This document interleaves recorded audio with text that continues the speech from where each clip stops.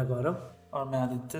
और ये किताब पे चर्चा का सेकंड एपिसोड है। और आज किताब जो है वो हम दोनों की कॉमन फेवरेट। हाँ, मतलब ये शायद एक लौती किताब थी जो हमने साथ साथ पढ़ी थी। बिल्कुल पढ़ी पैरेलली, मतलब मैं अलग जगह पढ़ रहा था पर साथ चल और दोनों की राय भी इस किताब के बारे में थोड़ी ऑलमोस्ट सेम थी। और मतलब जैसे जैसे अप्रिशिएशन ये कर रहा था वैसे वैसे ही मैं कर रहा था। ऐसा लग रहा था कि एक इंसान पढ़ रहा है। तो किताब का नाम क्या है? किताब का नाम है the God of small things. Yes, और लिखी थी अरुंधति राय ने और 1997 या 96 में पब्लिश हुई थी। अरुंधति राय के बारे में थोड़ा सा बताएं तो ये पहले स्क्रीन राइटर थी। अच्छा। फिल्में लिखी इन्होंने। इनकी एक फिल्म थी बहुत पॉपुलर, आर्ट हाउस फिल्म थी, in which Annie gave it to those ones. अच्छा। फिल्म का नाम है, अगर मैं गलत नहीं बोल रहा तो in which Annie gave it to those ones. तो ये इस फिल्म का भी है ना, थोड़ा सा वही है कि एक लड़की है जो आर्किटेक्चर के कॉलेज में पढ़ती है। अच्छा, और खुद ही एक्ट करा है इसमें भी। हाँ, और इनके उस टाइम के हस्बैंड, जो उस टाइम इनके हस्बैंड थे, उन्होंने डायरेक्ट करी थी वो फिल्म। अच्छा, ठीक है। तो पहले फिल्में लिखती थी और फिर इनकी पहली किताब थी गॉड ऑफ स्मॉल थिंग्स। और हाँ, पहली ही किताब में कमाल कर दिया, बुकर प्राइज, पहला इंडियन का, मतलब जो इंडियन सिटीजन है। अच्छा। जैसे सलमान रुश्दी ने पहले जीता था इनसे, पर सलमान रुश्दी इंडियन सिटीजन नहीं थे ना, इंडियन ओरिजिन के वो थे, ब्रिटिश सिटीजन। ये इंडियन जीती थी बुकर, तो कमाल हो गया था। और अगर मैं बताऊं एक बहुत अजीब फैक्ट, मतलब इस जो शायद मैंने वीडियो भी दिखाई है। अच्छा। इनका एक इंटरव्यू था, उसमें उनसे पूछा कि तुमने गॉड ऑफ स्मॉल थिंग्स के बारे में बताओ कैसे लिखी। तो उन्होंने बताया कि मैंने 7 साल इस किताब को एक कमरे में बंद होकर लिखा है।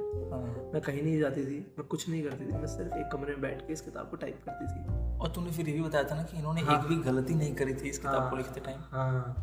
रीराइट नहीं किया था कोई भी पार्ट। हाँ, ये कहती थी कि मैं एक लाइन लिखती थी तो लिख देती थी, मिटाती नहीं थी। मैं तब तक टाइप ही नहीं करती थी जब तक मुझे पक्का हो कि ये मिटने लायक नहीं है। हाँ। तो इतने परफेक्शन पे लिखती थी। ओवरराइट करना या फिर से उसे हटा के दूसरा कुछ नहीं, एक बार लिख दिया खत्म। अब इस पे थोड़ा बात करते हैं कि सोचो तुम एक किताब लिख रहे हो 6.5 साल तक, और पहली बार कोई किताब लिख रहे हो। हाँ, और तुम कुछ और काम भी नहीं कर रहे हो उसके साथ साथ। हाँ। तुम्हारे घर पे कोई भी आ रहा है, तुम जिन्हें पढ़ा रहे हो कि ये लिखा है, तो थोड़ा पागल नहीं समझते हो? बिल्कुल। कर क्या रहे हो अपनी जिंदगी के साथ? कई लोगों ने कमेंट भी किया हुआ कि वेले पड़ी रहती है, कुछ नहीं करती। हाँ, दिल्ली में रहती थी ऐसे। क्या कर रहे हो अपनी जिंदगी के साथ? मतलब और छपा ना किताब को, क्या हो गया 6 साल हो गया तो किताब भी लिख रही है, मतलब बीरबल की खिचड़ी हो गई है। तो ये वाला पार्ट कंसिडर करने लायक है। मतलब हम रोमांटिसाइज कर लेते हैं कि 6 साल ही की किताब लिखी, पर इसके साथ जो पे आगे जाता होगा इतनी सारी, यार कितना खुद पर स्ट्रेस पड़ता होगा कि मैं सिर्फ बैठ के किताब लिख रही हूँ। और एफर्ट देखो ना तुम, 6 साल के बाद जो एफर्ट, 6 साल में जो एफर्ट लगाया उसका प्रोडक्ट भी तो कितना खूबसूरत। शायद अगर मैं गलत नहीं हूँ तो इनको उस टाइम पे 97 में इस किताब का पब्लिशिंग राइट्स जो यूएसए और यूके के थे, यूके या यूएसए के, शायद 1 मिलियन या 10 मिलियन डॉलर में बिका था। 1 मिलियन डॉलर का शायद इनका पब्लिशिंग राइट बिका था उस टाइम। 1 मिलियन डॉलर अभी भी इतना बड़ा अमाउंट है। मतलब एक अभी कितना हो गया, 1 मिलियन 7 करोड़ रुपए, 8 करोड़ रुपए, 8 करोड़ रुपए, और उस टाइम 8 करोड़ 97 में, उससे तो अप्रिशिएट हो गया कि वो कम से कम 40-50 करोड़ हो गए हैं। तो इतना बड़ा मेहनत ऐसा फल लाना और बुकर जीत जाना। बुकर को भी 5 लाख पाउंड मिलते हैं बुकर जीतने पे। तो ये थोड़ा सा अरुंधति रॉय। और फिर अरुंधति रॉय ने इसके बाद कोई फिक्शन नहीं लिखा। 16 साल बाद एक फिक्शन और लिखी, the ministry of utmost happiness.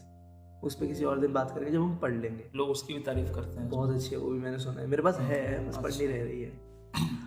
इसके बाद इन्होंने सिर्फ फिक्शन लिखा, एसेज लिखे, शॉर्ट स्टोरीज लिखी, पर यूजुअली नॉन फिक्शन ही था सब कुछ की।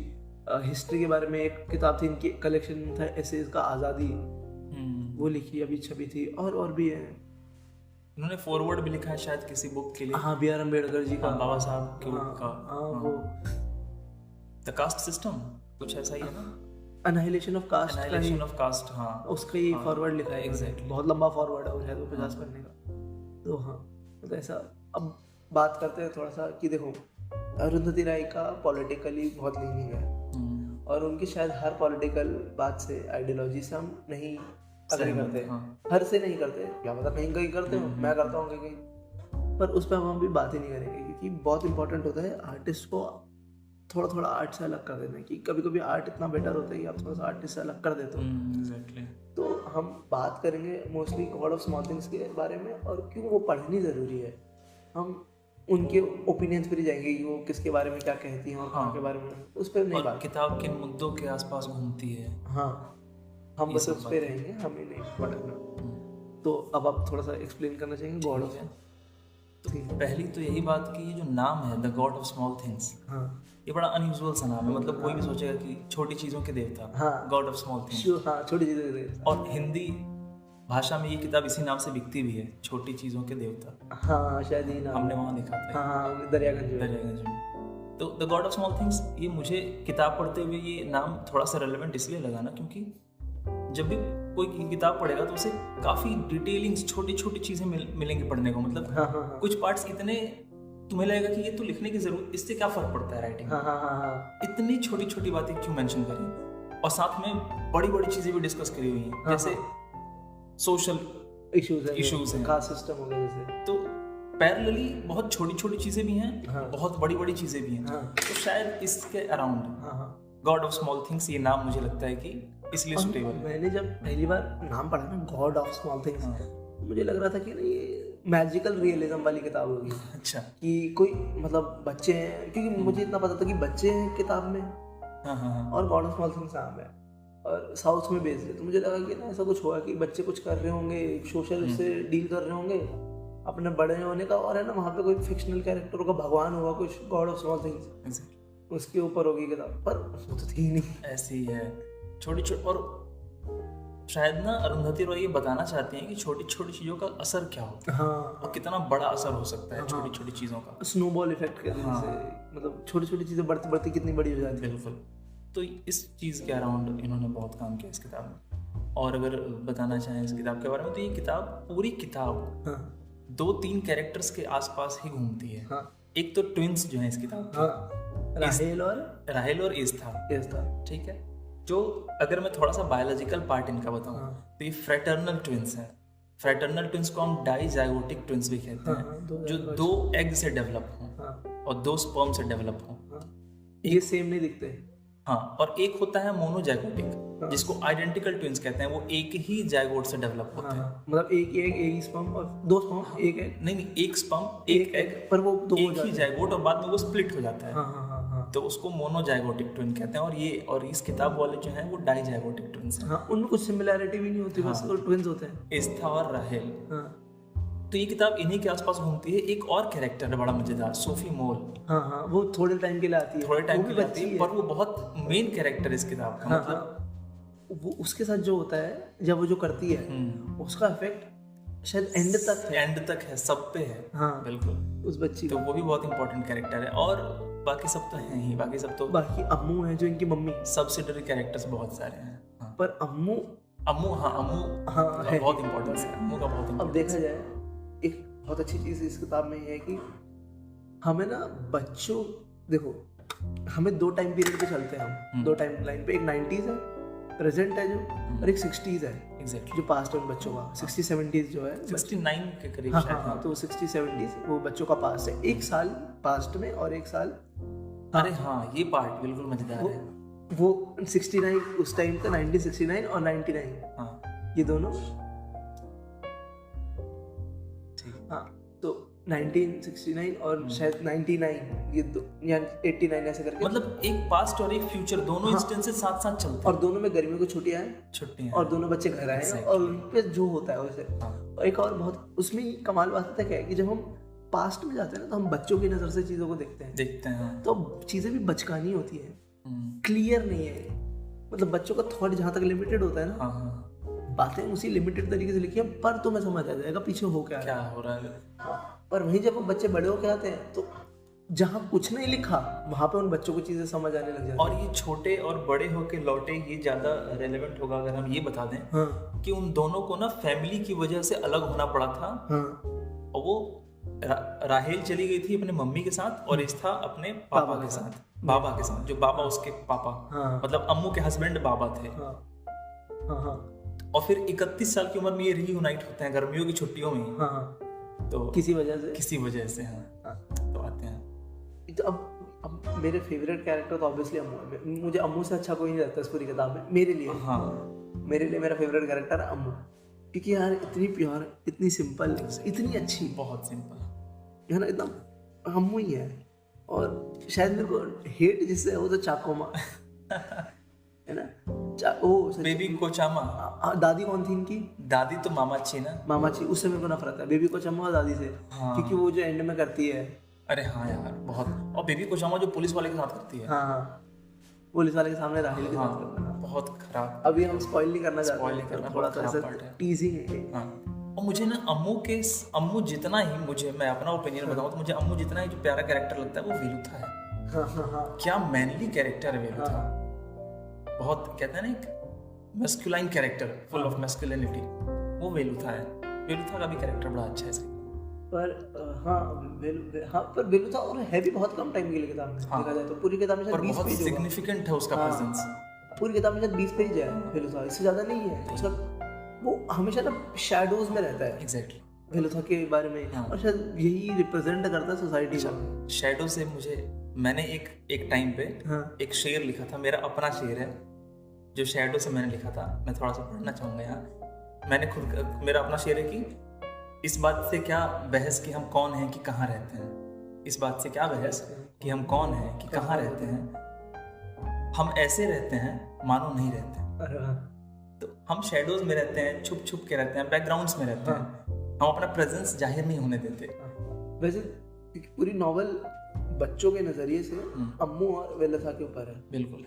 पर वेलुथा पूरी कहानी में बैकग्राउंड में ही है, पीछे ही रहता है हमेशा, उसको आगे आने ही नहीं दिया। और वेलुथा को बच्चे बड़ा प्यार करते हैं। हाँ, बच्चे बहुत प्यार करते हैं क्योंकि अच्छा इंसान है ना, प्योर हार्ट है। और एक बड़ा अच्छा पार्ट है वो वेलुथा को जब एक्सप्लेन करते हैं, वेलुथा की बॉडी को अरुंधति राय जब एक्सप्लेन करती है कि उसके कंधे पे एक लीफ का निशान है जो ऑरेंज रंग का है, उसकी आंख उंगलियों पे नेल पेंट है, वो एक्चुअली नेल पेंट नहीं, वो पॉलिश है, बारिश आती है, हाँ, उसके उस निशान की वजह से। बहुत बढ़िया एक्सप्लेनेशन। अब थोड़ा आगे बढ़ते हैं, प्लॉट आता है।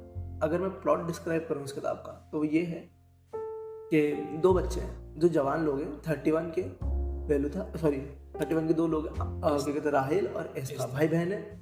वो बहुत साल से अलग रह रहे हैं। एस्था अपनी जिंदगी में अच्छा कर रही है, जॉब कर ली, शादी कर ली, डिवोर्स हो गया, 10 साल पे ही अलग हो गया शायद, 8 साल पे ही 8-10 साल की उम्र में। और राहेल भी अपना ठीक ठाक कर रहा है, वो इतना अच्छा नहीं कर पा रहा, बेचारा थोड़ा परेशान है ना। राहेल की जिंदगी थोड़ी वो होती है, वो बेचारा अभी भी ट्रॉमा से चल रहा होता है। राहेल लड़की है, एस्था लड़का है। मुझे उल्टा याद क्यों आ रहा है? एस्था लड़का है, राहेल लड़की है। चलो कोई नहीं, तो वो कंफ्यूजन हो जाता है अक्सर। मुझे नहीं, क्योंकि एस्था थोड़ा फेमिनिन नाम लगा मुझे जहाँ तक लग रहा है एस्था लड़का है, राहेल लड़की है, क्योंकि मैंने ना बहुत याद करने की कोशिश की थी जब मैं किताब पढ़ रहा था। तो सही कह रहा हूँ। हाँ, मैंने काफी एफर्ट डाला था कि मैं कंफ्यूज ना हूँ कि कौन लड़का है कौन लड़की है। चलो कोई नहीं, उल्टा कर लेते हैं। ये बच्चे हैं, मतलब जवान हो गए, 31 के, राहेल लड़की है, अच्छा कर रही है लाइफ में, जॉब वॉब में, पर अभी भी थोड़ा सा परेशान है, कुछ ना कुछ ट्रॉमा है पुराना छुपा हुआ है। वो शादी भी करती है, वो शादी नहीं लंबी चलती है, ठीक है। यहाँ पे राहेल, वो दूसरा भाई जो एस्था है वो परेशान है, वो इतना अच्छा भी नहीं कर रहा है लाइफ में। दोनों वापस आते हैं, किस वजह से आते हैं वापस? किसी की डेथ होती है ना, सोफी मोल तो बचपन में ही मर जाती है, दादी की डेथ होती है ना शायद, उस पर वापस आते हैं, या बेबी कोचामा की डेथ होती है, उस पर वापस आते हैं, किसी कारण से आते हैं, किसी कारण से दोनों वापस आते हैं गाँव में 1 महीने के लिए। काम हम अपना, शायद वो घर बेचने के लिए आते हैं शायद, सब कुछ ऐसा। 31 इयर्स पे जो आते हैं वही ना, 31 साल आते हैं। और फिर वहाँ पे वो बैठ के अलग अलग याद करते हैं कि हमारे साथ उस टाइम क्या हुआ, उस टाइम क्या हुआ था, बचपन में जो हुआ था। और ये कहानी नॉन लीनियंट है, तो मतलब A to B to C to D नहीं जाते हम पहले C पे हैं, फिर हम A पे जाते हैं, फिर B। बहुत जंपिंग है ये स्टोरी। हाँ, वही नॉन लीनियंट है। हम कोहेरेंटली नहीं पढ़ते हैं कि ये A फिर B पे गए, फिर C पे गए, नहीं, हम पहले C से शुरू करेंगे, फिर हम A पे जाएंगे, फिर F पे आ जाएंगे, फिर Z पे, क्योंकि इससे ना इंटरेस्टिंग बना रहता है, तो पता नहीं होता कि एक्चुअली सीन फिट कहाँ हो रहा है, ये हमें बताया कुछ जा रहा है, पर एंड में आके सब कुछ जुड़ जाता है। हाँ, वो सब अपने आप स्ट्रीमलाइन, एक क्लियर पिक्चर फॉर्म कर लेते हैं कि अच्छा ये उसके बाद इस चीज के लिए अरुंधति रॉय को बहुत अप्रिसिएशन, मतलब बनता है उनका, क्योंकि बोरिंग नहीं होने दिया ना। क्योंकि तू सोच, तू एक चैप्टर पढ़ रहा हो किसी और बारे में, फिर एक चैप्टर पढ़ रहा हो किसी और बारे में, और तू बोर नहीं हो रहा है, क्योंकि तुझे ये भी नहीं पता ये है क्यों। और अपने इस स्टोरी राइटिंग को इन्होंने अपनी ही किताब में एक्सप्लेन भी करा है। हाँ, वो पैराग्राफ आ गया, फिर मार्क करा, इसी चीज को उन्होंने अपनी किताब में एक्सप्लेन भी करा है कि इस टाइप के राइटिंग को, हाँ एक्चुअली वो अपनी कहानी को एक्सप्लेन कर रही है, हाँ अपने राइटिंग स्टाइल को पढ़। तो वो कहती हैं कि it didn't matter that the story had begun because Kathakali discovered long ago that the secret of the great stories is that they have no secrets. The secret of great stories is that they have no secrets. The great stories are the ones you have heard and want to hear again. The ones you can enter anywhere and inhabit comfortably. They don't deceive you with thrills and trick endings. They don't surprise you with the unforeseen. They are as familiar as the house you live in, or the smell of your lover's skin. You know how they end, yet you listen as though you don't. In the way that although you know that one day you will die, you live as though you won't. In the great stories, you know who lives, who dies, who finds love, who doesn't, and yet you want to know again. That is their mystery and their magic. ये actually Mahabharat को explain कर रही थी इसमें, हाँ। कथकली में महाभारत हो रही है और उसको, पर एक्चुअली इस किताब की एक्सप्लेनेशन है, हाँ क्योंकि हमें पता है, क्योंकि आधी किताब पढ़ के ना तुम्हें पता चल जाएगा होने वाला है, सबको पता, बल्कि शुरू में ही, हाँ क्लाइमैक्स है, पहला पेज शुरू में ही क्लाइमैक्स है, हाँ रॉय बता देती है कि सोफी मोल मर जाएगी, हाँ पहले पेज में बता देती है, और पुलिस किसको पीट रही है। एग्जैक्टली ये पहला चैप्टर है, ये स्पॉइल नहीं कर रही है। एक बच्ची मर गई है, ठीक है, बहुत इंपॉर्टेंट है, ये नहीं पता कैसे मरी है पर मर गई है, उसका बल्कि फ्यूनरल ही हो रहा है, फ्यूनरल का सीन ही डिस्क्राइब किया, हाँ पहला सीन, पहला है ये चैप्टर ये, और एक किसी को पुलिस ने पकड़ रखा है, हाँ। और वो पिट रहा है, हम किसी बच्चे के नजर से देख रहे हैं उसे, और उसकी मम्मी उसे छुड़ा के वहां से निकाल के लेके जा रही है रोती रोती, तो स्टार्टिंग में एंडिंग है, पर आगे उसे कैसे लेके जाएगी, वो बहुत अच्छे से लेकर जाती है। अब तुझे पता है कि कुछ हुआ है, अब वो जब तू सोफी मोल का पार्ट पढ़ोगे तुम, जब सोफी मोल जिंदा होती है, वो वापस आती है, तो फिर रियलाइज होता है कि ओहो इस बच्चे के साथ नहीं होने वाला अच्छा कुछ, अरे कहाँ क्या हुआ है, वो डर मन में बना रहता है, हाँ थ्रू आउट रीडिंग, क्योंकि मुझे पता है इस बच्चे के साथ क्या होने वाला है, मैं एक्चुअली वरीड हूँ इस बच्चे के लिए, और ये किताब मुझे परेशान रखती है, और शायद यही वो लाइट है जो आपको पढ़ने के लिए बोर नहीं होने देती, हाँ वो कहती है तुम्हारी मिस्ट्रीज, हमें पता है कौन मरने वाला है, किसको प्यार मिलने वाला है, किसको प्यार नहीं मिलने वाला है, और यही उसकी मिस्ट्री है, और हम उसी को बहुत openly and at the same time बहुत क्लोज्ड, ये किताब है यार, इस किताब की पूरे दिन तारीफ कर सकता हूँ। अब इस किताब पे यही नहीं है, ठीक है, अब ये हो गया राइटिंग वाला पार्ट, इसका एक शब्द चुननी है, एक सेंटेंस, पोएटिक ढंग से पूरी किताब लिखी है। इस किताब को मैं एक बहुत अच्छी लाइन पढ़ के सुनाता हूँ, ठीक है, इतना तेरे को कुछ बोलना है तो बोल, ठीक है, किताब के बारे में तू इसका वो वाला पार्ट ले सकता है, पॉलिटिकली क्या क्या बात है इसमें, ये सोशल इश्यूज पे बहुत, इस किताब में कई ऐसे सोशल इश्यूज हैं जिनको इन्होंने उजागर करा है अपनी इस किताब में, जैसे कास्ट सिस्टम के ऊपर बात करी है, अलग अलग कास्ट को डिफाइन किया है, फिर उनके साथ कैसे भेदभाव होता है, कैसे किस नज़र से देखते हैं हम छोटे कास्ट के लोगों को, ये पार्ट है इसमें, तो कास्ट सिस्टम भी आ जाता है, और कास्ट सिस्टम को मतलब ऐसे ऊपर से नहीं दिखाया है, वो कितना डेप्थ में एक इंसान की इंटेग्रिटी तोड़ देता है ना, तुम्हारा प्रेजुडिस जो है, एक इंसान का प्रेजुडिस कि बस हम सुपीरियर हैं, ये बकवास बिलीफ कैसे एक इंसान दूसरे इंसान को तोड़ देता है, खत्म कर देता है, बर्बाद कर देता है, हमें लिटरली रियलाइज भी नहीं होता है, और कैसे बड़े लोग ट्रीट करते हैं, ये वो वाला पार्ट याद है, मामाची जैसे कैसे ट्रीट करती है उसको, ओह माय गॉड, मतलब बहुत अंदर वो गूज़बम्स है, और वो अंदर ऐसा मतलब रोना, तो इतना अंदर जाके इन्होंने कास्ट सिस्टम की सच्चाई दिखाई है इस किताब में। दूसरा एक बहुत जो इस किताब के थ्रू आउट बुक घूमता है ये कॉन्सेप्ट पैट्रियार्की, अच्छा, पितृसत्ता, कि कैसे एक औरत जिसका पति उसके साथ नहीं रहता उसकी जिंदगी खराब है, हाँ, और वो तो मतलब पीठ पीछे कैसे बात होती है, उस औरत, इवन माँ बाप भी कैसे वो रखते हैं कि एग्जैक्टली, हाँ ये एक मैं तेरे को लाइन पढ़ के सुनाता हूँ, देखना इसमें ना, ये वही है मेरे, हाँ ये सुन, years later when Rahel returned to the river, it greeted her with a ghastly skull smile, with holes where teeth had been, and a limp hand raised from a hospital bed. Both things had happened.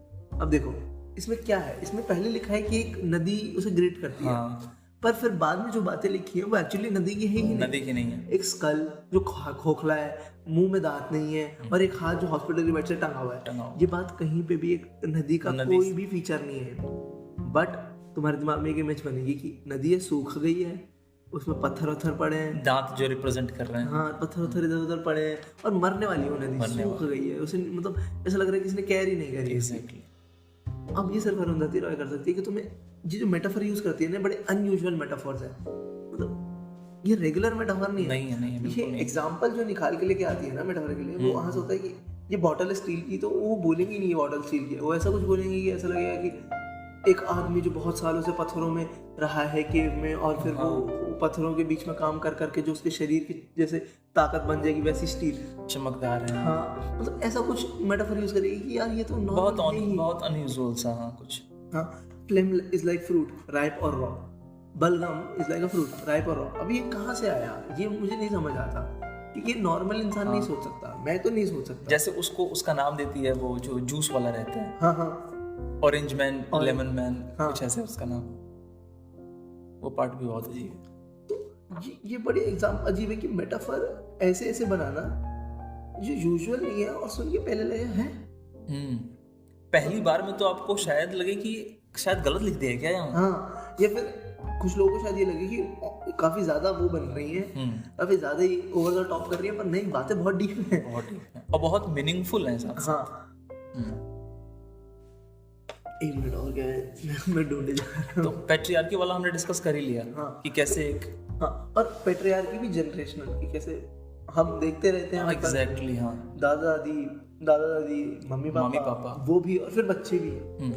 और वो मतलब इतने generation में patriarchy कैसे travel करती है, क्या same form रखती है? नहीं, सब में अलग अलग है। पहले तो खुली मारपीट आई एक जनरेशन में, फिर थोड़ा छुप छुप के बाहर अच्छी इमेज बनाने वो, फिर शब्दों से करना, मतलब क्या बताऊं। मतलब अम्मू का कैरेक्टर तो इन्होंने ऐसे एक्सप्लेन करा है जैसे कि एक औरत का अपना इंडिविजुअल एग्जिस्टेंस होता ही नहीं है। हाँ, जब तक उसके साथ आदमी ना रहे। हाँ, इवन और औरतें ही उसे ऐसे भी ट्रीट कर रही हैं। औरतें भी उसे कितना गंदा ट्रीट करती हैं। तो ये मुझे मतलब मजा आ गया। और ये भी दिखाया कि पैट्रियार्की की वजह से जो फालतू आदमी होते हैं, जिनका वैसे कुछ काम नहीं है जिंदगी में, कुछ अचीवमेंट नहीं है, पर just because of the existence of patriarchy वो अपने आप को बहुत फनेखा समझ सकता है, और अपने घर में बहुत फनेखा बनता है। अचीवमेंट जीरो है लाइफ का। जैसे कि वो जो इनका चाचा है, जो क्या नाम है, चाको जो इनका चाचा है, उसका लाइफ में कुछ अचीवमेंट नहीं है। इवन जो उसे फैक्ट्री मिली उसे बर्बाद कर रहा है, नहीं चला पा रहा है। हाँ, पर अपना में पैट्रियार्की कल बिल्कुल एकदम हाथ बना, बॉस बना पड़ा घर का। मैं तो पता नहीं क्या हूँ फनेगा। और उस ये बहुत अच्छा पार्ट तूने याद दिलाया। मामाची जो है, वो अम्मू के साथ कैसा बिहेव करती है, और सेम चीज के लिए, और उसी चीज के लिए वो चाको के साथ कैसा बिहेव करती है, इग्नोर ही कर देती है ना, जैसे कि वो तो हुआ ही नहीं कर। ये कितना डिफरेंट है ना, मतलब जैसे वो तो अच्छा ही कुछ कर रहा है। हाँ, कुछ अच्छा कर रहा है, और गलत तो दोनों ही नहीं कर रहे, बट पर उसकी नजर में वही चीज कोई और कर रहा है तो गलत है, बेटा कर रहा है तो सही है। उसकी जरूरत है बेचारे, जरूरत है, पर बेटी की नहीं है। देखो एक और अच्छी लाइन मिल गई, revolution is not a dinner party, revolution is an insurrection, an act of violence in which one class overthrows another. क्या बात है ना। तो ये किताब एक तो भरी पड़ी है कोटेबल से, हर लाइन ऐसा लगेगा तुम्हें कि मैं बार बार पढूं, कोट करूं। और तुम्हें, मुझे जैसा लगता था ना, अगर मैं थोड़ा सा ऐसा ओवर द टॉप हो गया, मैं चाहता था कि इस किताब की एक लाइन में अपनी ना वेन्स में इंजेक्ट कर दूं कैसे करके, ताकि काश मैं इसका 1% बोल पाऊँ या लिख पाऊँ इसके जैसा अगर इस किताब का 1% जैसा भी मैं बोल या लिख पाऊँ ना, मेरी लाइफ सक्सेसफुल हो जाएगी। मैं अपने को बहुत बड़ा फनेखा राइटर समझने लग जाऊंगा। वाकई क्या बात है। और क्या पॉइंटर लिखे थे हमने जिन पे बात करनी? एक रिलेशनशिप वाला पार्ट है जो इन्होंने अपने बुक में बहुत खूबसूरती से डिस्क्राइब किया है कि लोगों के बीच में रिलेशनशिप कितना डिफरेंट हो सकता है। जैसे मामाची और पापाजी का रिलेशनशिप कैसा है, और वायलेंट है कितना। और वेलुथा और अम्मू का रिलेशनशिप कैसा है। और उसमें भी दिखा कि देखो आउटसाइड बाहर की तरफ से उन मम्मी पापा का, मामाची और पापाजी का कितना सुंदर लगता है रिलेशनशिप की। देखो कितनी केयर करता है, कितना साफ है, बल्कि मोहल्ले के लोग तारीफ करते हैं कि ये आदमी ऐसा हस्बैंड तो किसी को मिला ही नहीं। सही बात। पर बाकी अंदर नहीं पता। और वहीं वेलुथा और अम्मा वाला जो अंदर से इतना प्योर है, लेकिन बाहर अच्छा है, और बाहर से भी ठीक है, सोशली एक्सेप्टेड नहीं है। हाँ, पर वो बैठ के पता नहीं एक बहुत गंदा पार्ट है कि उससे कहते हैं कि तुम्हें उसमें से बदबू नहीं आई उस आदमी से, एक लाइन है उसमें। अरे यार इस लेवल मतलब, और मैं वैसे स्पॉइल नहीं करूंगा, पर मैं वो पार्ट जब रिवर के पास वेलुथा और अम्मू मिलते हैं, कितना ब्यूटीफुली उसको एक्सप्लेन करा है बंदे। क्या खूबसूरत है वो बात। और ये किताब वैसे तो ऑल इन ऑल मतलब खूबसूरत ही खूबसूरत है इसमें। बट अब इस पर बात करते हैं, तेरा फेवरेट पार्ट क्या है इस किताब? यार जब ये मैंने पढ़ा ना तब मुझे लग गया कि यार ये मैं कुछ ग्रेट पढ़ रहा हूँ, ये कुछ नॉर्मल नहीं है जो मेरे हाथ में है किताब, ये कोई नॉर्मल किताब नहीं है, ये सबको क्यों पढ़नी चाहिए? अगर पहले तो ये बता कि क्यों लगा ये किताब की यार? एक तो तब से हम इसकी तारीफ किए जा रहे हैं, तब से राइटिंग स्टाइल कितना अच्छा है, कॉन्सेप्ट्स कितने अच्छे हैं, हम दोनों इसकी बुराई नहीं कर सकते ना। मेटाफर्स कैसे लिए हैं इन्होंने, सोशल इश्यूज को कैसे पॉइंट किया है। अच्छा। तो हर चीज ही किताब में पढ़ने लायक है। मैं अपना पर्सनल फेवरेट अगर बताऊं तो मुझे वही अम्मू और वेलुथा का रिलेशनशिप बड़ा प्यारा लगता। बहुत जब इन दोनों का जिक्र आता है ना, मेरा मन करता है कि मैं इन बाकी जो कैरेक्टर्स हैं अगर ये फिजिकली कहीं प्रेजेंट है तो मैं इन्हें गोली मार देता और मैं उन दोनों को फ्री कर देता, यू कैन लिव टुगेदर। ये वाला पार्ट मुझे बहुत अच्छा लगता है। और बहुत अजीब जो डिस्क्रिप्शन लगता है ना रुंधति रॉय ने, तुझे याद है जब ये लोग जाते हैं एयरपोर्ट, तो एस्था और राहेल को टॉयलेट आती है। अच्छा हाँ, अरे वो थिएटर के बाहर वाला है, वो थिएटर के बाहर वाला। हाँ, अरे वो बहुत गंदा है, बहुत अजीब, बहुत गंदा पार्ट, ऑकवर्ड है वो। मतलब वो बच्चों के नजर से लिखा है तो बड़ा मासूम है, पर तुम्हें पता है कि शिट बहुत गलत है, कुछ बहुत गलत है। कुछ अच्छा जो इवन जो एस्था के साथ होता है, अकेले में भी पढ़ के इस किताब को अकेले भी अगर तुम पढ़ रहे हो, वो वाला पार्ट आ गया ना तो तुम अनकंफर्टेबल हो जाते हो। मेरा फेवरेट पार्ट जब मैंने बता दूं, मैं जब ये किताब पढ़ रहा था ना और पहली बार मुझे लगा यार ये कुछ ग्रेट हाथ लगाए मेरे, ये नॉर्मल किताब नहीं है। वो था हम सोफी मोल के फ्यूनरल पे हैं और वो फ्यूनरल में ना सोफी मोल की बॉडी को डिस्क्राइब कर रही है। एग्जैक्टली वो मरी नहीं थी, तुमने जमीन में गाड़ा दिया है और उसकी सांस फूल रही होगी। हाँ, वो नॉक कर रही होगी, मुझे नॉकिंग की आवाज सुनाई दे रही है ना। और अब हम रोके दिखा, क्या बात है, उसको अपने कपड़े फाड़ रही होगी गुस्से में रोते रोते। यार वो जब पार्ट आया ना मुझे लगा शायद ये नॉर्मल किताब नहीं है। और ये राहेल सोचती है। हाँ, वो पूरा पार्ट की सोफी मोल कार्टव्हील कर रही है। डेड है वो बच्ची, नहीं है जिंदा। पर और वहां पे क्योंकि स्टार्टिंग में ही है तो एकदम पढ़ के लगता है कि एक मिनट ये हो रहा है या नहीं हो रहा है, ये बच्ची पागल है क्या? हाँ एग्जैक्टली फिगर आउट नहीं कर पाते हम पढ़ते एक मिनट क्या हो गया। और उसके बारे में पता एंड में जाके चलता है कि ये ऐसा सोच भी क्यों रही थी राहेल, क्योंकि दोस्ती अभी भी बने थे, अभी भी बने है ना। तो ये बहुत अच्छा है। और इवन वो सब पार्ट, बोट वाला पार्ट बहुत अच्छा है कि ऐसे बोट टूटी बोट थी उसने ठीक करी थी। इसमें कोई पार्ट है तो अच्छा नहीं लगता मुझे, जो अच्छा नहीं लगता। हाँ नहीं, जो बुक का नेगेटिव है, बुक का कुछ नेगेटिव है था। बुक का नेगेटिव यार, अच्छा इसके पहले की नेगेटिव बताएं। द्रौपदी वाला जो पर्सपेक्टिव इन्होंने डिस्क्राइब किया है, वो कुछ कथकली वाले पार्ट में है, वो भी बहुत यूनिक है ना। आज के पहले इस तरह से मैंने कभी नहीं सोचा था। हाँ, और अगर वो मैंने बोला माइक पे तो मुझ पे केस लग जाएगा। हाँ, नहीं बोल सकते। हाँ, वो अरुंधति राय बोल सकती है, वो रीडर के लिए छोड़ दो, वो अरुंधति राय बोल सकती है। क्योंकि मुझे पता है कुछ लोगों ने किसी और को कोट करा था तो लोग उनके पीछे पड़ गए क्योंकि लोगों में अकल नहीं है यहाँ पे इतनी, तो पंगा नहीं लेंगे हम। ठीक है भाई, पढ़ लो, मेहनत, क्योंकि पढ़ने में मेहनत लगती है ना।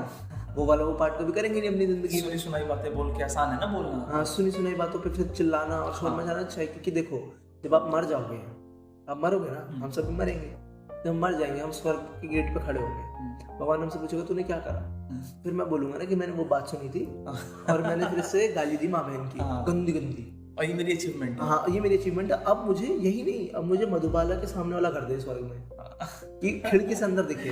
अरे नहीं, क्यों गलत थोड़ी ना कह रहा हूँ मैं, बिल्कुल सही डिमांड है मेरी।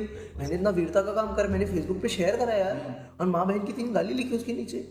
इससे व्हाट्सएप यूनिवर्सिटी और फेसबुक यूनिवर्सिटी से ग्रेजुएट था। हाँ, इससे बड़ा क्या अचीवमेंट है? मैंने शायद अपनी रियल लाइफ में कुछ भी नहीं करा, पर मैंने इंटरनेट पे गाली बकी लोगों को, तो मैं बहुत सुपीरियर हूँ, मैंने मारने की धमकी दी, लोगों की जिंदगी मुश्किल करी है।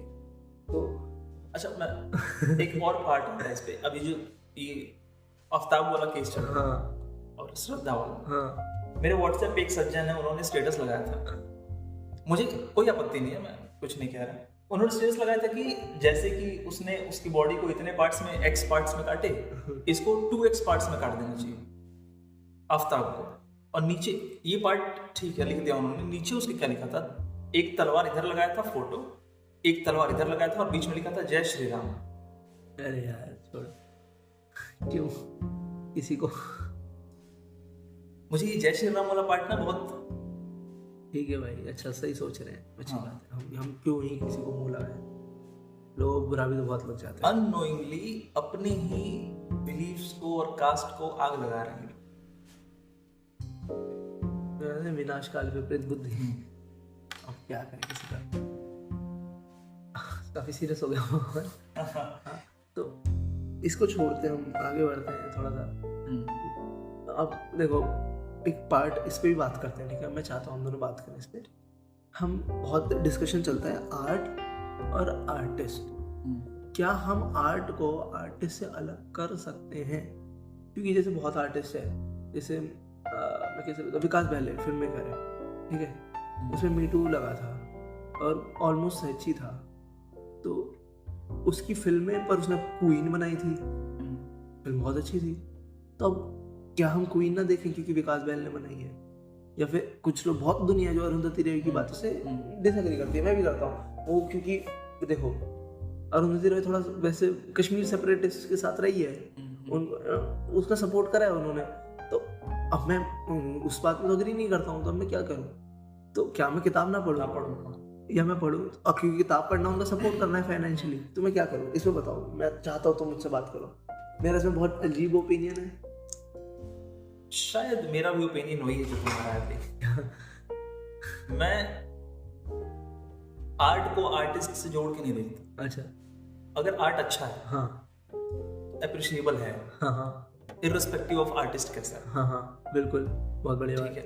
जैसे अभी मैं इसका एक एग्जांपल दूं, पता नहीं किस विवाद में, किस बात में सिंगर्स को किसी और कंट्री भेज दिए, हाँ, कुछ लोग जो ब्लाइंड हैं या आंख कान सब कुछ से बंद हैं, वो कहते हैं कि नॉट लिसन टू देम, हाँ। लेकिन मेरा सवाल होता है कि अगर वो अच्छा गा रहे हैं, हाँ, अगर उनका काम अच्छा है, तो क्यों नहीं अप्रिशिएट करें?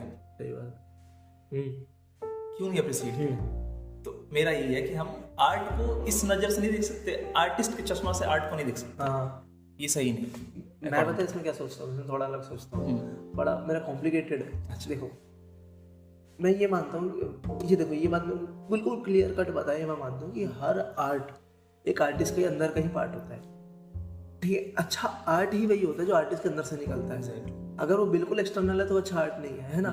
इसलिए अच्छी किताब है क्योंकि वो अरुंधति रॉय के खुद के एक्सपीरियंस में मुझे लगता है कहीं नहीं जुड़े हुए हैं। वही अयमन, इनका गाँव जो है अमन, इनका ही गाँव है, वही दिल्ली में पढ़ी हुई लड़की जैसे माहौल में पली होगी, वही सब। तो मुझे लगता है कि आर्ट ना निकलता आर्टिस्ट के अंदर से ही, और फिर वो रिप्रेजेंट करता है कि आर्टिस्ट का दिमाग कैसा है, ठीक है। अब मैं यहाँ तक मानता हूँ, और मैं ये भी मानता हूँ कि भाई देखो वो आर्ट उससे जुड़ा हुआ है, पर आर्टिस्ट कैसा भी हो, मैं शायद एक पॉइंट की वजह से कहूँ कि ठीक है मैं तेरी ये किताब मान रहा हूँ, ये अच्छी है, पर मैं तुझे नहीं मानता हूँ, तू इंसान खराब ही है अभी भी। मैं बस ठीक है, मैं थोड़ा कॉम्प्लिकेटेड हूँ, तेरे से थोड़ा परेशान हूँ, मैं तेरी किताब पढ़ के भी थोड़ा उससे परेशान ही रहूँगा, ठीक है, पर मैं हाँ तो तेरे साथ नहीं हो सकता मैं कभी अपनी ज़िंदगी में, अगर तो मुझे इंसान नहीं पसंद, हाँ ऐसा। और मैं तेरा हर काम भी नहीं पढ़ूंगा, मैं सिर्फ वो पढ़ूंगा जो मुझे पसंद आएगा, जो मुझे थोड़ा सा ना इस पे थोड़ा सा और, हाँ मेरी इच्छा हो रही है इस पे थोड़ा और बात की, ठीक है। हम अपने डेली लाइफ में रोज बदलते हैं, हाँ बिल्कुल सही बात है, हम बाहर के इनपुट्स से रोज बदलते रहते हैं, हाँ, और लाइफ है ही, और लाइफ का मतलब ये है ना कांस्टेंट एवोल्यूशन। तभी तो मान ले मैं एक आर्टिस्ट हूँ, आज मैंने एक आर्ट बनाई, बहुत सुपीरियर, हाँ, बहुत अच्छा, हाँ, और पर मैं कल घटिया इंसान हो गया, 10 साल बाद, 5 साल बाद, 2 साल बाद मैं ऐसे कंपनी में रहा, ऐसी जगह पे रहा कि मैं एकदम ही घटिया हो गया, बिल्कुल इंफीरियर इंसान, मतलब एकदम सुपीरियर का ठीक अपोजिट हो गया मैं, हाँ, मतलब मुंह लगाने लायक भी नहीं बचा, हाँ नहीं बचा, बिल्कुल खराब इंसान हो गया। अब क्या, हाँ वही तो, अब क्या, हाँ यार सही बात, बिकॉज वी कॉन्स्टेंटली चेंज, हाँ, या फिर मैं पहले खराब इंसान था अब अच्छा इंसान हो गया, तो मैं किसी के पास डिड्स को क्या उसके प्रेजेंट फिगर के हिसाब से जज करूं?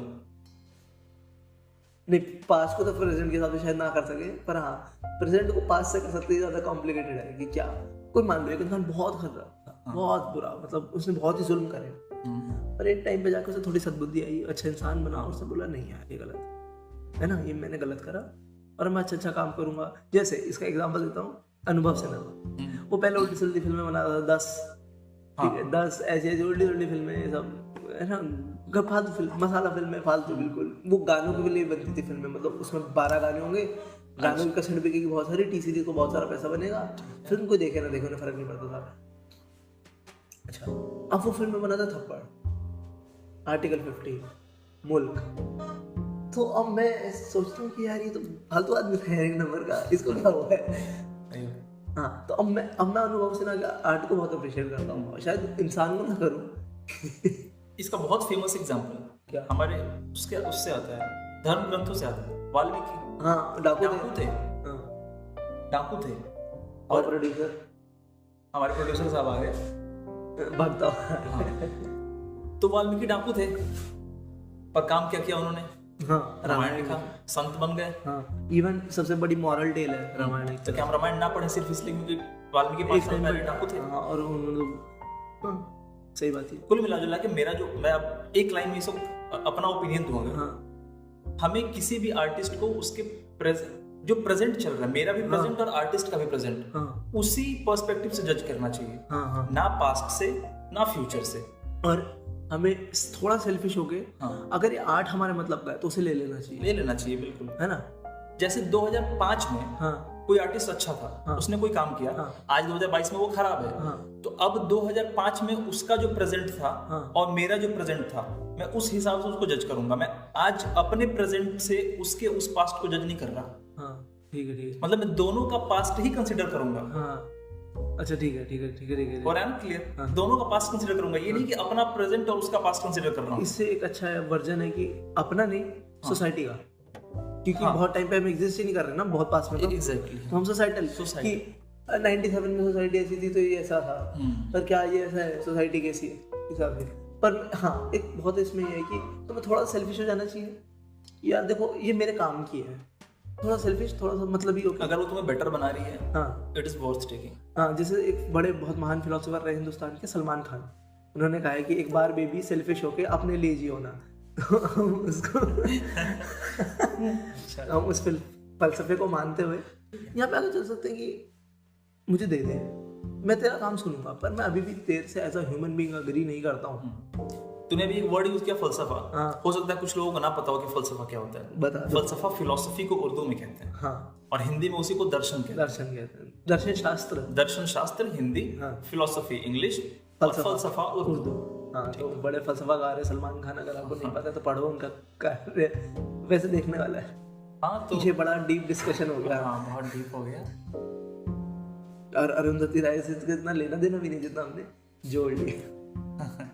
हाँ, तो फिर बस गॉड ऑफ स्मॉल थिंग्स पढ़नी चाहिए, एक अच्छी किताब, बहुत अच्छी किताब है, बहुत इंपॉर्टेंट है। आखिरी बात जो तूने पूछा था, सबसे खराब पार्ट, मैं सबसे खराब पार्ट तो नहीं, पर सबसे खराब इंसान जरूर जिक्र करना चाहूंगा, बेबी कोचम। हाँ, ये इससे सब हेट करते हैं। हाँ, और करना भी चाहिए। और अगर तुम रोज रात को सोते हो भगवान में मानते हो तो एक बार प्रे करना चाहिए कि बेबी कोचम्मा बिल्कुल उसके पकौड़े बन रहे हो हेल में। हाँ, मुझे बहुत नफरत है उस औरत से, भाई ये सब मवाद उसने गंदगी करी है पूरी किताब में, मतलब वरना तो अच्छा हो जाता सब कुछ शायद। एग्जैक्टली हो जाता है। हाँ, ये अब मरती नहीं तो ठीक है, हाँ, एंड अप करते हैं। हाँ, अगर इसके अलावा तुझे कोई किताब बनानी हो या छोटा सा शॉर्ट स्टोरी कुछ बतानी हो, ये भी पढ़ सकते हैं। तो अगर हो तेरे पास तो गॉड ऑफ स्मॉल थिंग्स तो पढ़नी ही चाहिए सबको एक बार जिंदगी में, और किसी के साथ पढ़नी चाहिए, मैं तो कहूँगा।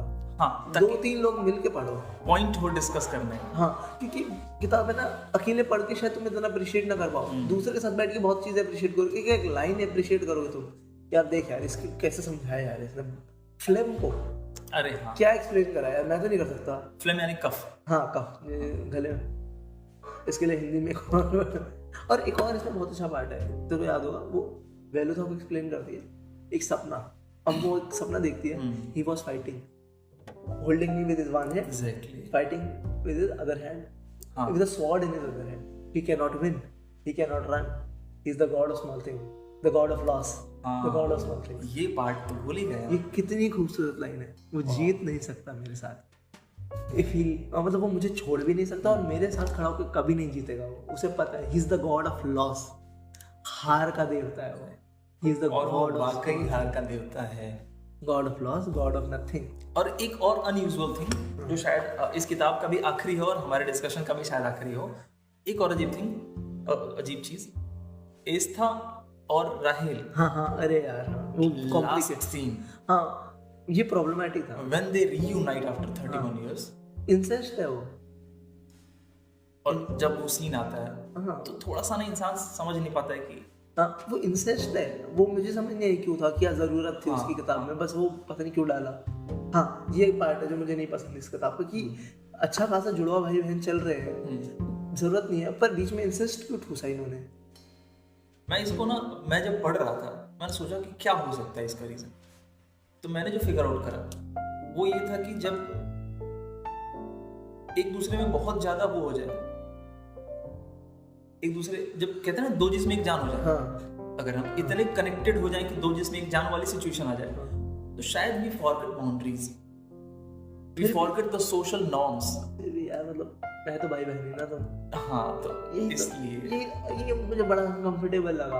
अगर इसे वैसे देखें कि क्या पता है इसको, एक मैं तेरे को बताऊं मेटाफोरिकल भी नहीं, अभी मैंने इसका फिगर आउट करा, दे आर डाइजाइगोटिक ना, हाँ तो फिर वापस यूनाइट हो। अरे वाह क्या बात है, ये बहुत खूबसूरत बात कही भाई ने, बहुत खूबसूरत रियली। हाँ अरुंधति राय है, वो कुछ भी कर सकती है। और एक वर्ड है इस किताब में, आखिरी में आएगा, इस पे खत्म करते हैं शायद, इस किताब में आखिरी में एक वर्ड आएगा टुमारो, वो तुम्हारे आंसू निकाल देगा। सही बात, सिर्फ एक वर्ड टुमारो, और तुम रोते जाओगे कि तुम्हें पता है कि अब मैं एक और बात कहना चाहूंगा, जैसे पिंक में अमिताभ बच्चन कहता ना कि my lord no is a statement in itself, मैं कहना चाहूंगा tomorrow in this book is a story in itself.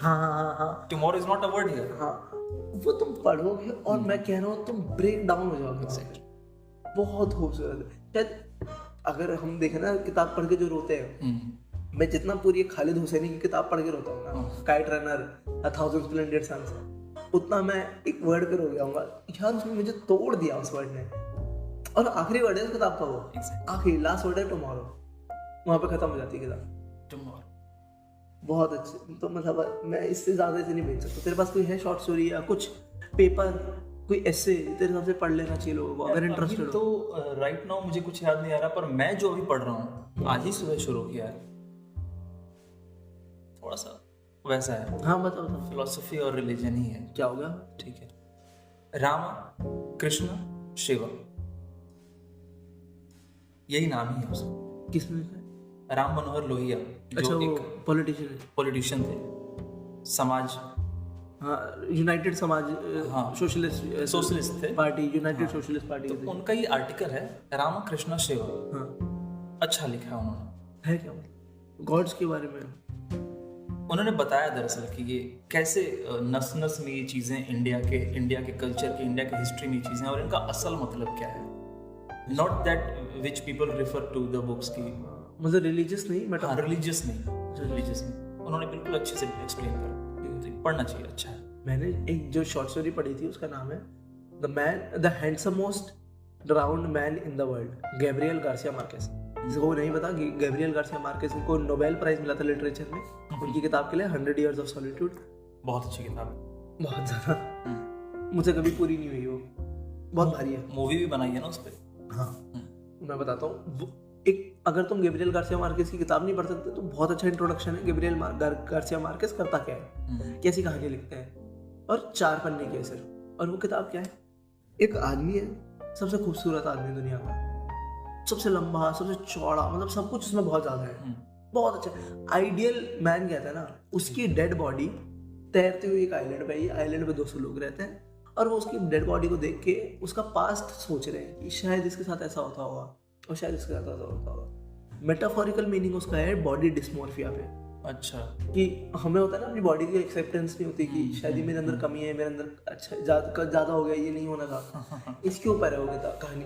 पर जिस तरीके से हम कहते हैं ना रिफ्लेक्शन है, वो रिफ्लेक्टिव लिटरेचर है, आप किसी और के बारे में पढ़ के अपने बारे में जानते हो, वैसे वो 4 पन्नों में मेरे हिसाब से गैब्रियल गार्सिया मार्केज ने जो 4 पेज में करा है ना, वो कोई नहीं कर सकता। 4 पेज में पूरा रोलर कोस्टर है वो राइड, मतलब 1 से लेके इतना सब कुछ, सोसाइटी के बारे में बात करना, कल्चर के बारे में बातें करना, हमारे खुद के जो बिलीव्स हैं, और फिर हम दूसरे को देख के क्या सीखते हैं और अपने अंदर कैसे चेंज लाते हैं, वो सब कुछ है सिर्फ 4 पेज में। बहुत खूबसूरत है पढ़ने के लिए और बहुत इमोशनल भी है, और कहीं पे फ्री में मिल जाती है, ई बुक के फॉर्म में डाउनलोड कर सकते हैं PDF। तो बस यही आज के लिए, आज का किताब पे चर्चा समाप्त, खत्म। अगले हफ्ते फिर मिलेंगे इसी दिन, इसी संडे, और कुछ नहीं। चलिए, बस धन्यवाद।